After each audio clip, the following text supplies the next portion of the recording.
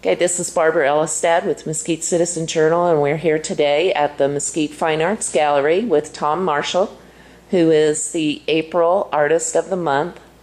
And I'm just going to flat out tell you, I absolutely love your jewelry. I've already picked out 3 pieces. Thank you.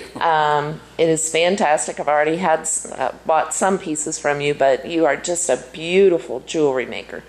So what we'd like for you to do today is to talk to us about some other pieces that you have on display here in the art gallery through the end of April, and how you have made some of the pieces, what your inspiration is, kind of what goes through your mind when you're designing some of your jewelry and some of your art pieces.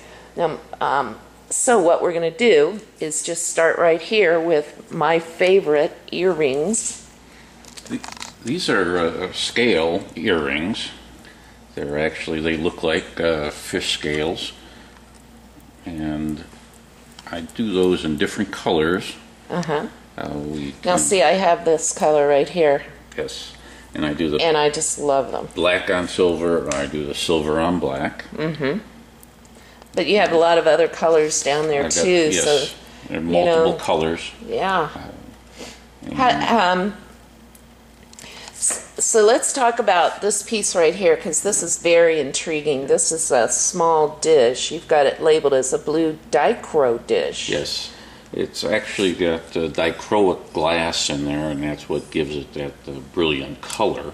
I start off with the just blue glass, and then I will go ahead and cut different dichroic pieces and inlay those in there. Okay. And then they go into the kiln, and it takes about 2 days to do a particular dish like this, because the first day you're fusing all the glass together. Oh. And then the second day I put it into a particular mold, and that slumps into the mold on the second day. Oh, okay. Now, do you have the kiln at your home, or is it here at the gallery? I have a shop that I have several kilns at, and I use the different kilns to make different size pieces. Wow, this is gorgeous. This is another dichroic piece, and that's actually put in the kiln, and then it's raked, and what that means is I have to get it up to about 1700 degrees, and then I go ahead and open up the kiln and have 2 metal forks that you go ahead and manipulate the glass, and that is dichroic glass in there also. Oh, I'm telling you, it's just gorgeous. Oh my man. Now, how do you get your ideas for some of the pieces that you do? A lot of the ideas come from travels out into the mountains. Go ATVing quite a bit, and it just inspires me when I see the beauty of the Mesquite area, and when you're up in the mountains, you can just see for I think hundreds of miles. Yeah, it's probably not that far, but it's clearly 100 miles. Now, this is really a very interesting piece. That's called Wing It, and what I do is that what you did when you made it? You just winged it? I just winged it. And I go ahead and lay out a lattice form, so I'm going and crossing the red and the yellow, and then I'll go ahead and put that on the mold, and it's not called slumping, it's actually called draping, because it drapes over the mold itself. Okay, I see. And you have to really control the time and temperature, because as the glass drapes, you want it just to come down so far, so you have to stop the draping process, and that's done by lowering the temperature below about 1200 degrees. Oh, wow. Just so many beautiful pieces. And they're all for sale, but they're all very, very reasonably priced. And these bracelets, I already have 2 of them, and I just love them. Yeah, those are enamel copper bracelets, and what I do with that, I have a sheet of copper, and I go ahead and cut the squares out, and then I'll go ahead and put the enamel copper on there, and that also requires going into the kiln. And it's also done on the back. I typically do black on the back. Oh, okay. And you have to go ahead and enamel the back.